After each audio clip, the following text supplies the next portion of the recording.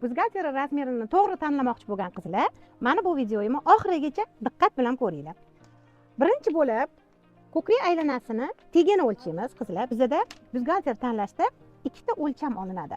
Birinchisi ko'krak osti o'lchami, ikkinchisi ko'krakning usti, eng qismi o'lchami. O'lchash uchun birinchi qiladigan ishinglar yubqa paralonda brama buzgalterni taqib olasizlar. Undan keyin birinchi bo'lib mana shu qomatimizning eng ingichka joyi hisoblanadi. Ko'krak ostini yerga parallel holda to'g'ri qilib o'lchab olasizlar. Mana ko'krak osti. Buzgalteri poyez turadigan joyimizni siqib turib o'lchaysizlar qizlar. Faqat tortib turgan holda o'lchaysizlar. Mana 60 chiqdi. 60 deb o'zingizlarga yozib qo'yasizlar. Ikkinchi o'lchamimizda ko'krakni eng chiqqan joyidan, mana выступающий точкаdan mana o'lchaysizlar. 84 chiqdi. Buni orqalari ham mana shunaqa holga parallel turishi kerak. Ko'ryapsizlarmi? Mana qaranglar, 84 chiqdi и 60 chiqdi.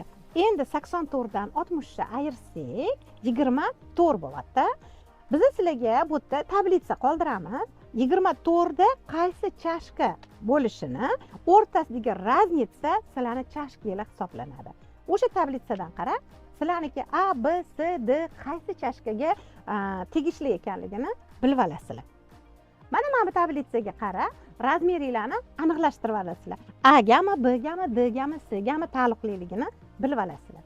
Videoyimizga foydali bo'lgan bo'lsa, like bosib, podpisatsiya bo'lib qo'yasizlar. Undan tashqari, bu haqida yana qanaqa savollaringiz bo'lsa, tushunmagan joylaringiz bo'lsa, kommentariyga yozsanglar, erinmasdan javob beramiz.